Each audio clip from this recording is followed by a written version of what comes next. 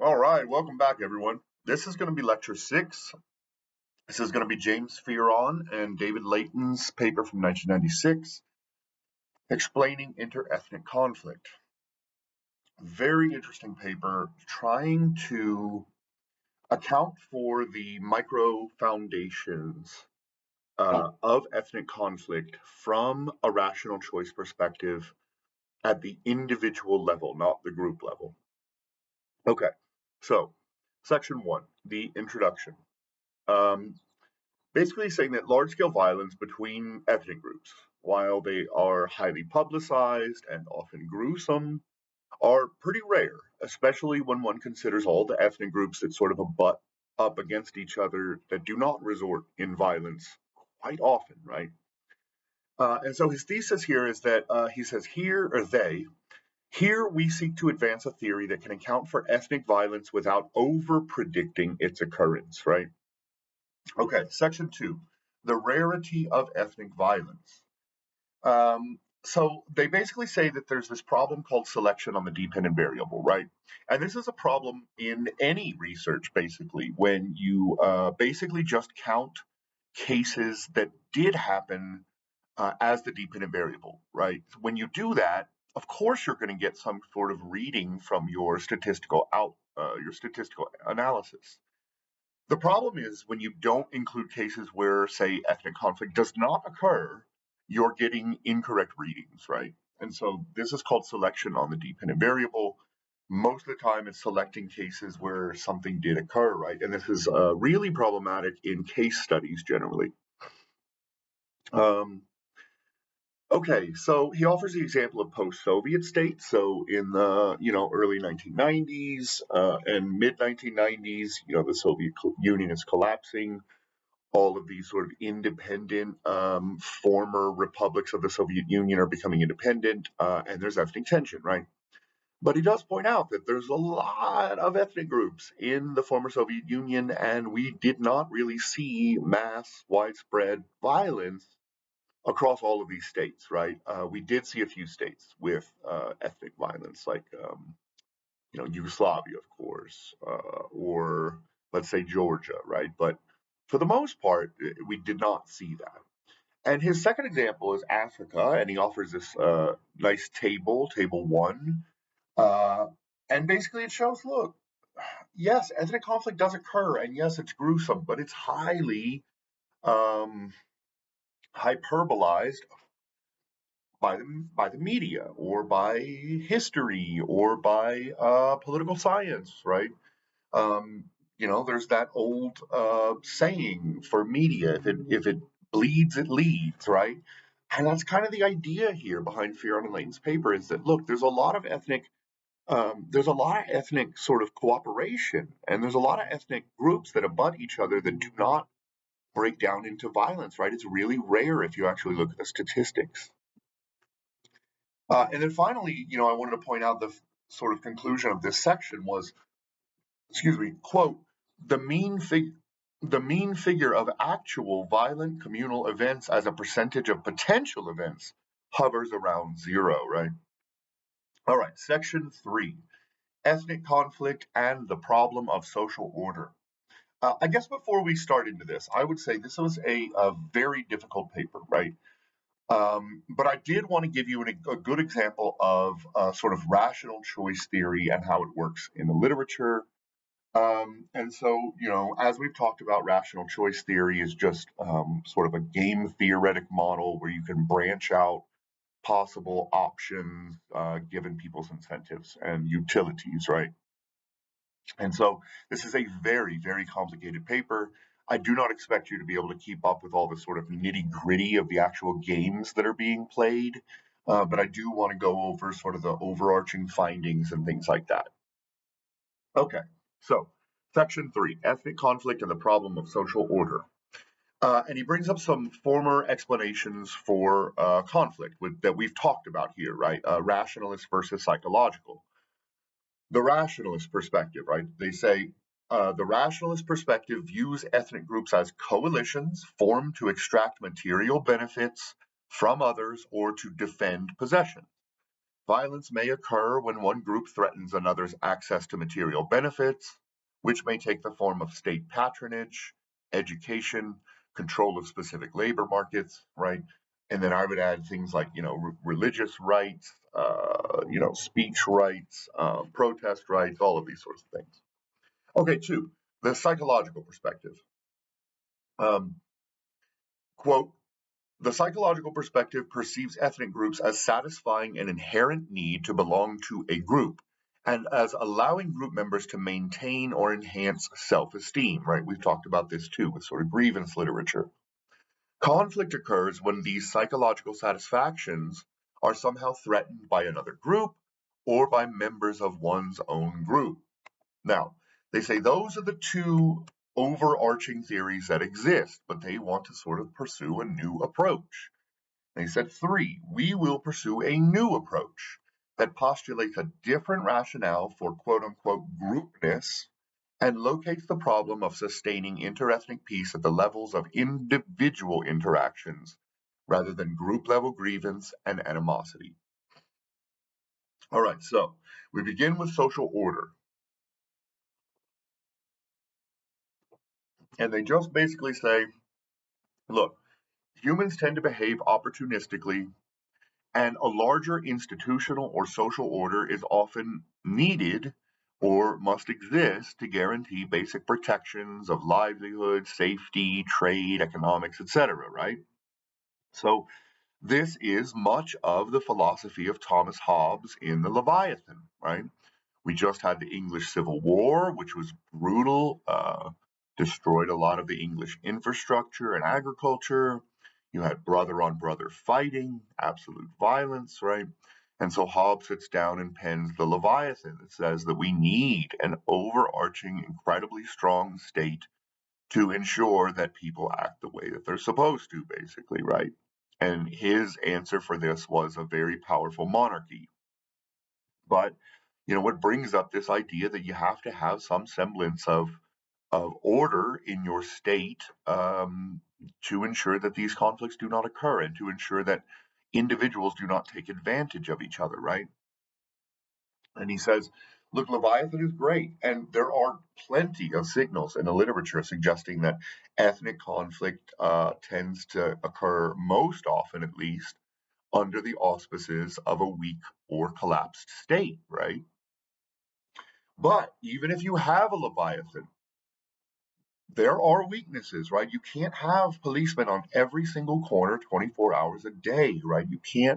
You have to have some semblance of social mores instead of actual enforcement, right? And so even in the most robust states, there are options and available potentialities for individuals to take advantage, right? Or for a crime to occur, or whatever it might be.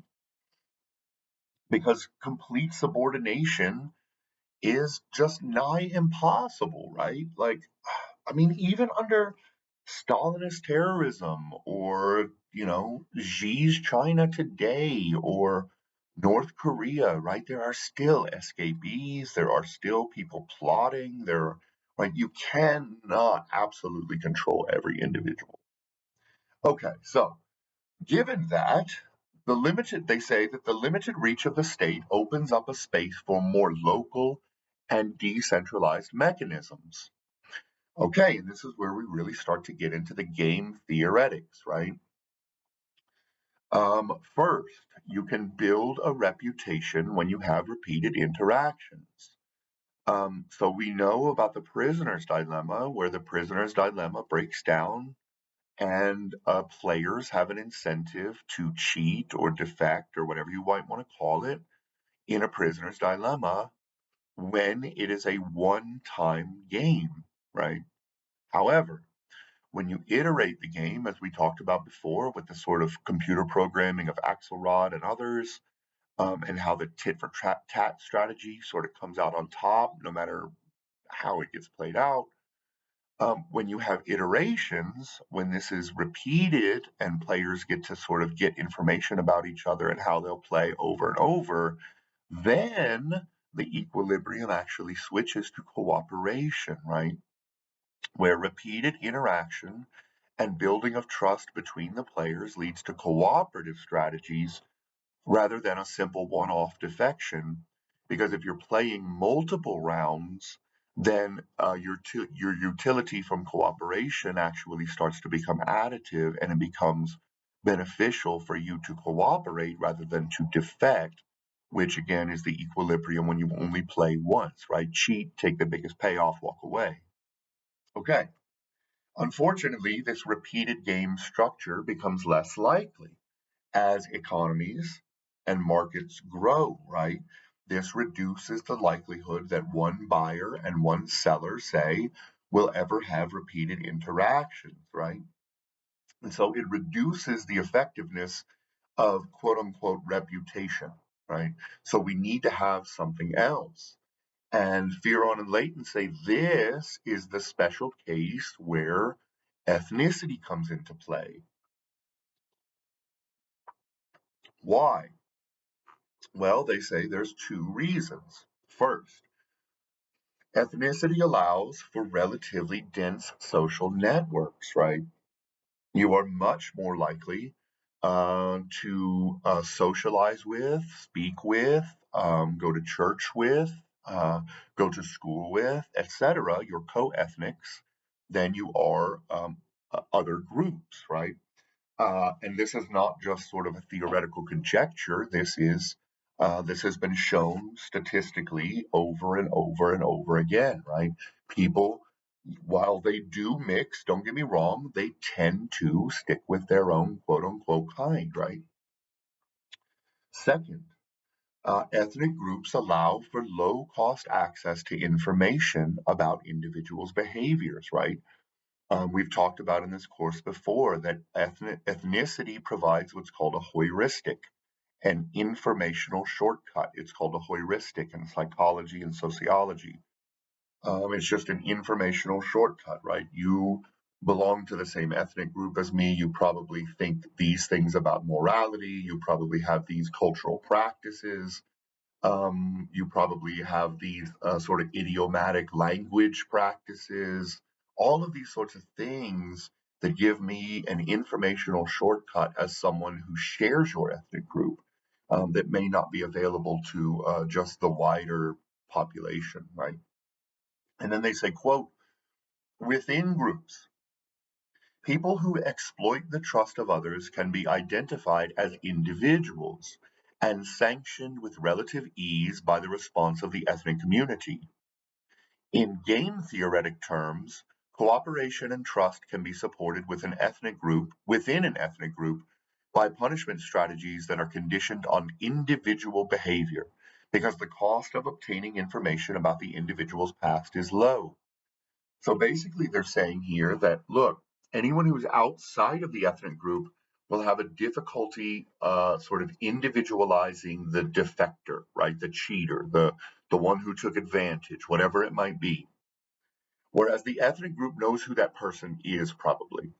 Um, and anyone outside the group, if they wanted to punish that individual, unfortunately, because the informational environment is so low, is likely to have to go and punish someone indiscriminately from that ethnic group, right? And we see this sort of behavior: indiscriminate killings, indiscriminate rapings, indiscriminate kidnappings, these sorts of things, because they don't know who the individual was, but yet they want retribution against the group, right?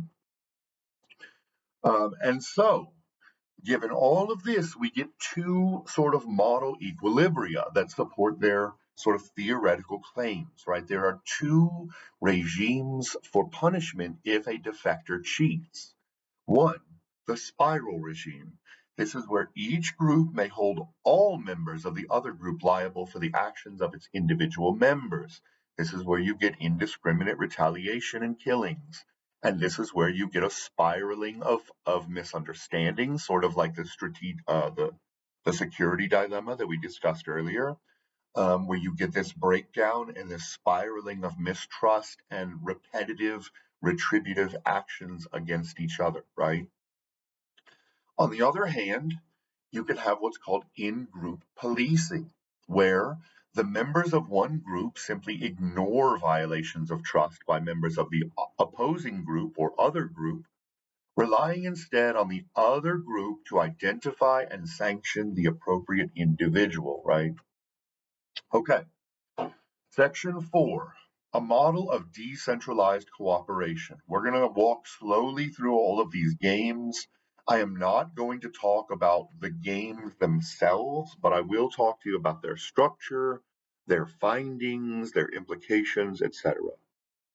Okay, section 4A, social matching games. So, this is the baseline where we start everything. We basically take an evenly numbered group of players, randomly pair them against each other in successive prisoner's dilemma games. There are 3 possible equilibria that can come from this social matching game. Number 1, everyone can defect all the time, right?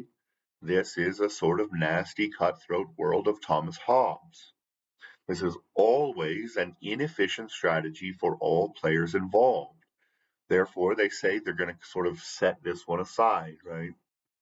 Okay, number 2, you begin by cooperating and then you play a tit for tat strategy, right? This is the strategy of David Axelrod, who built those computer programs we were talking about. This is not a robust strategy, unfortunately, because once a defection happens, it spirals and it cannot be broken, right? Because you're just repeating the action of the player against you. And as soon as anyone defects, you get a natural defection until it spirals forever, right? An infinite regress.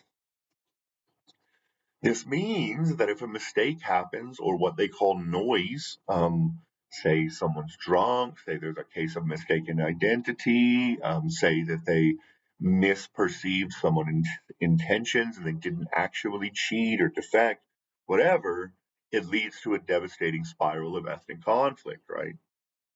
Finally, the third is the sub-equilibria. So you have 2 different outcomes here. 3A is that players in punishment stage always defect while being punished. And B, players being punished cooperate with partners not being punished and defect when paired with other players in punishment stage, right? So these are just ways that, like I said, when they branch off, they can make these particular decisions.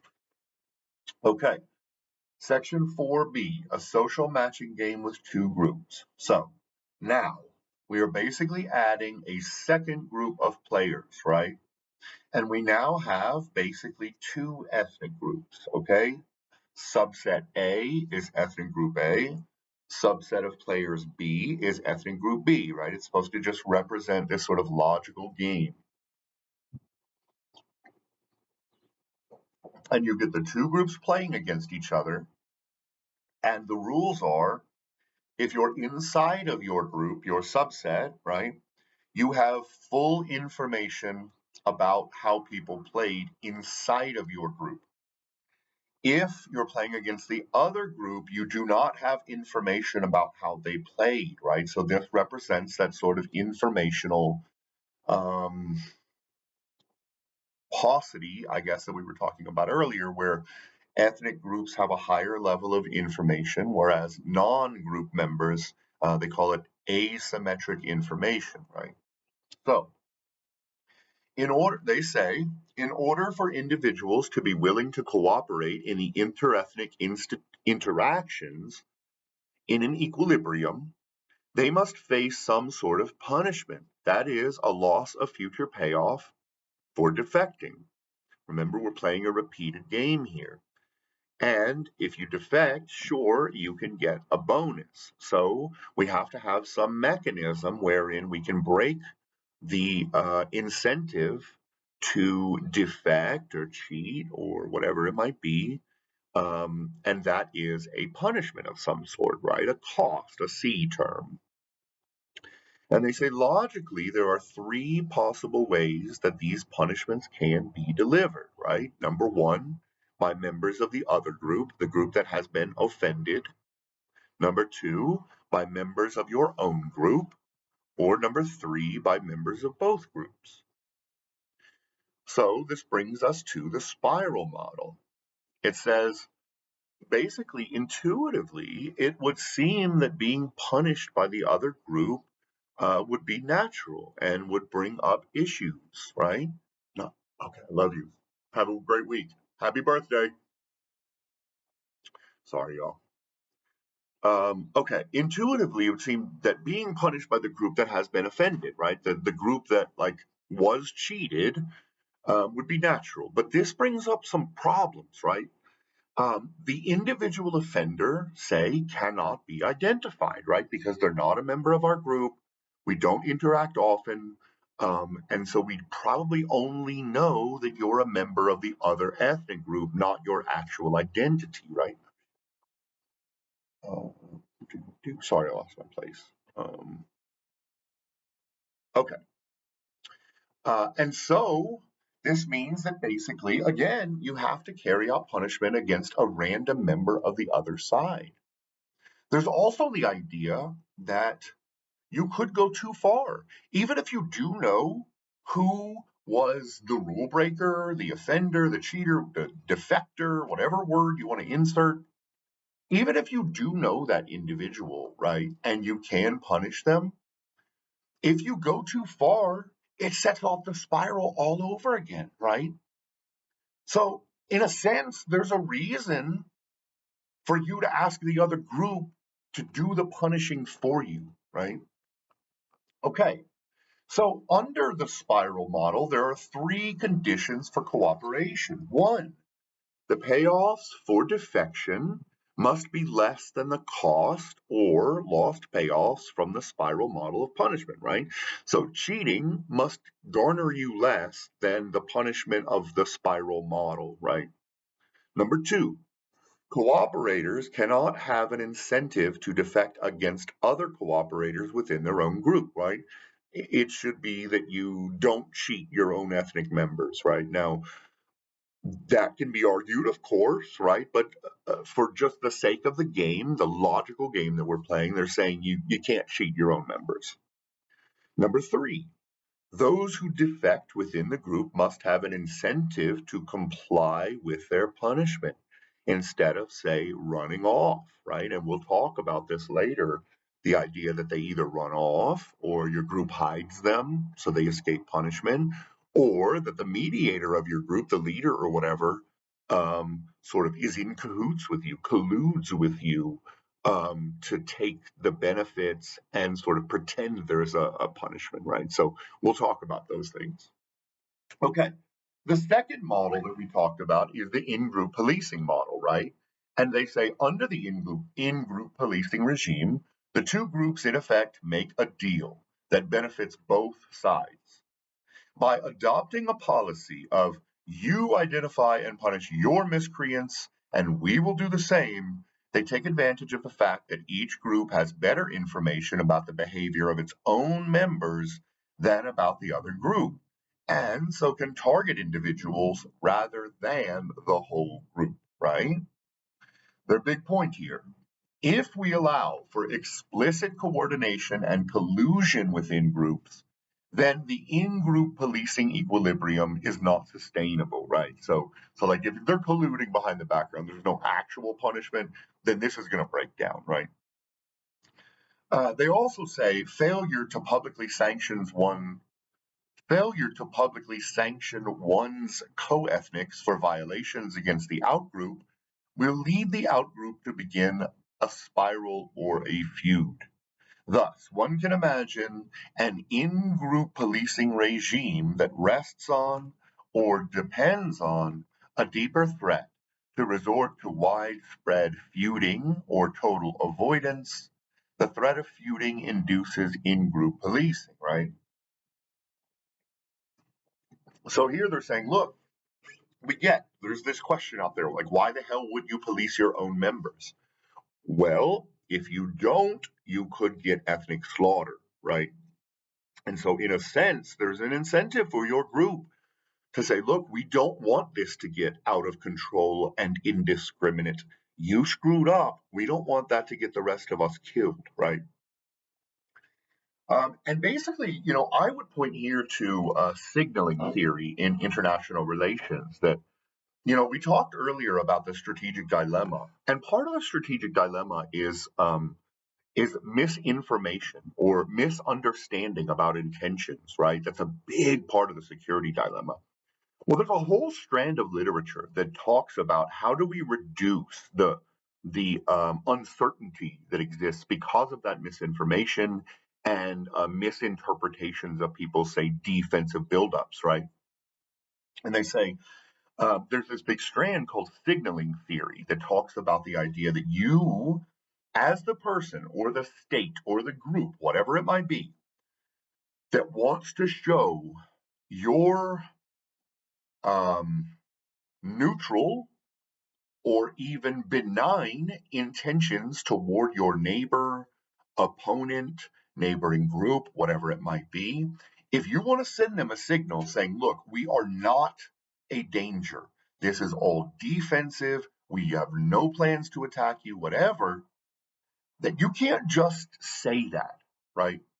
You have to actually pay a heavy cost. You have to show that I am willing to pay a cost. I am willing to harm myself so as to show you that this is a real signal of my intentions, right? So, in international relations theory, this means maybe pulling your troops off of a border. This means maybe destroying nuclear weapons publicly and visibly so everyone can see it.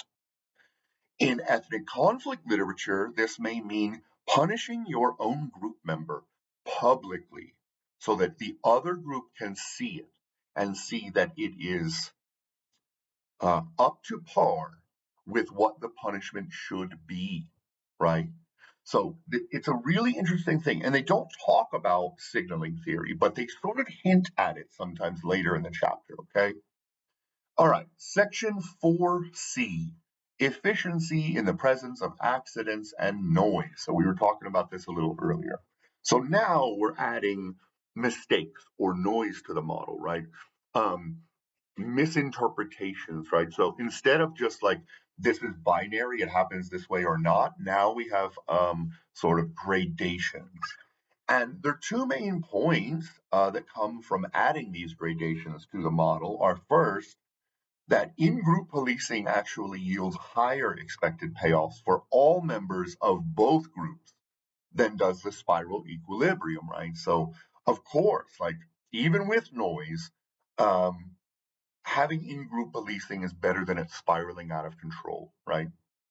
And number two, the spiral equilibrium is much less robust against the introduction of very small amounts of noise in interethnic actions than is in-group policing, right? And they say this is because, say it's pretty rare that your groups interact, but you have 100,000 members on both sides, and 1%, say, of members on each side interact each day. That's still 1,000 interactions every single day, right? And mistakes happen. Humans are not perfect in our cognition. We're definitely not perfect in determining others' intentions, right? And so if you get even a small breakdown of misinterpretation or something, you get the spiral into destructive ethnic conflict. Whereas if you get in-group policing, there's a lot more space for discovering that there was a mistake. Okay, section 5. Some alternative assumptions and additional implications. Okay, so section 5A, interethnic interactions that are not anonymous. So up until this point, we have been talking about anonymity between groups, right? Your group knows who you are, the other group just knows you're a member of the other group, right? Now, we're removing this, right? We're saying, okay, let's pretend like that's not the situation and see what happens given the logical model, right? And basically, we're saying we're going to reduce the assumption of interethnic anonymity and consider now that both parties can identify and punish defectors, right? So, what are the implications of the model? Well, it still leads to two problems. First, Just knowing the individual does not mean that you can punish that individual, right? Because interethnic interactions are fewer and the defector may be able to hide, right? We know that ethnic groups tend to live in sort of isolated communities. There tend to be, even in urban areas, right? There tend to be sort of very specific blocks for specific ethnic groups, right?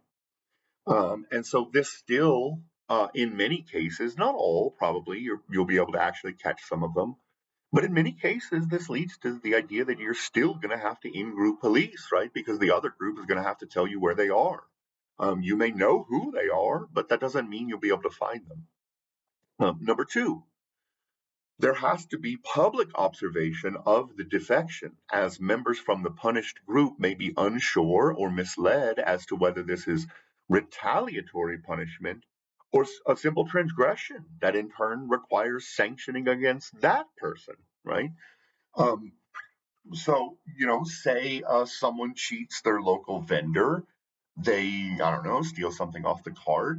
Well, you actually need witnesses, right? Because if you try to punish that individual, what's to say the other group doesn't say, bullshit, dude, you just punished him for no reason, right? And therein the spiral starts, right? And so we're sort of back to the need for in-group policing, even if we have no anonymity. And they say that they'll probably be able to catch some cases, but we're back to the problem earlier, where say we have 1,000 interactions a day, some of them are going to slip through the cracks, right? All right, Section 5B, intra-ethnic institutions for maintaining in-group cooperation. So now we are reducing the information available to players that only allows them the information received in their own game, right? We're even taking out that sort of intra-ethnic bonus to information. We are also adding a third player called the mediator. And this is kind of long-winded, but I really wanted to explain how this works. Quote, the mediator engages in no transactions, right? Again, we're playing this game against each other, the prisoner's dilemma. The mediator engages in no transaction, but every other individual in the group who's not the mediator has the opportunity to appeal to the mediator after each interaction at a small cost. C is greater than 0, some nominal cost, right?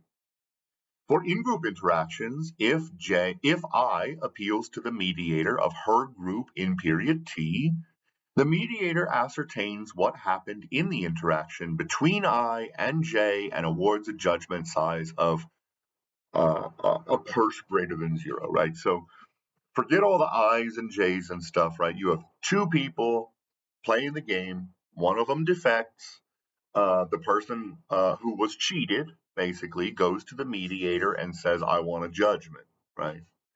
And the mediator at that point can award a judgment of something greater than 0, right? To the aggrieved party if one of the two cooperated while the other defected. So if they both defect, you're both SOL, right? But if someone cooperated and you cheated them, that person who was cheated can take it to the mediator. Okay. Quote, if the award is paid, then the mediator does nothing further. If the award is not paid, then the mediator communicates the name of the guilty party to all other members of the group, and J is socially sanctioned for T periods, right? So at this point, basically, the mediator is not only deciding like what the penalty would be, but they are the adjudicator of information. If you pay the penalty quietly and go about your business, nothing happens. Now, if you're a jerk and you refuse to pay the penalty, I'm going to spread the news and start gossiping. Say I'm the local imam or the local rabbi or preacher or whatever it might be. I go to my church and say, look, James Doe was caught cheating and I tried to get him to pay a little fine or do some community service or whatever it might be. He refused. Treat him like an asshole, right? Like this kind of idea. Okay. They go on to say that cooperation within the group will then be supportable, right? Despite atomized information. If there is an award level large enough to deter defection, but small enough such that it is worthwhile for defectors to pay given S and the punishment regime, right? So it's got to be an award small enough that they'll actually be able to pay it, right? But larger than the benefit that they gained from cheating. So again, imagine a tribal chief or a rabbi or an imam or whatever it might be. Interestingly, given these changes to the model, we still get identical equilibria, namely the spiral model and the in-group policing model. Okay, section 5D, groups of unequal size. They make some really interesting sort of hypotheses given their theoretical findings, right? And they later, in the conclusion, say, look, we would like for data analysts and political scientists and economists to go out and actually test these hypotheses, right? Okay, so groups of unequal size. Excuse me. The model also shows one, the threat of spiral punishment cannot be used effectively by small groups against large ones, right? You're not going to be able to wipe out a large group, right? You're the one who's probably going to be wiped out. Since A's who defect against B's interact so rarely with B's that the B's threat of breakdown of relations is not compelling. Second, by contrast, the threat of spiral punishment is highly credible and effective as an instrument by which large groups may induce cooperation with small groups, since a breakdown of relations is very costly for members of the small group who interact often with the large group. Hypothesis. Thus, we would predict that small groups would be more likely to evolve in-group policing strategies to try to avoid the cost of group punishment, while the threat of indiscriminate punishments will be more typical of how large groups give members of small groups an incentive to cooperate. And I like how they say cooperate. I would say submit, right? All right, finally, section 6, empirical illustrations and assessments. And here they just provide sort of anthropological and historical evidence for informational asymmetry, anonymity, ethnic reprisals, in-group policing, etc. Some cool stuff here, but it's more of the just like here's some historical context. So I'll let y'all read through that. I wanted to cover the theory, right? All right. Thank you all so much for being here. Apologies that it took me another day or two to get the lecture up. But again, it was my daughter's birthday.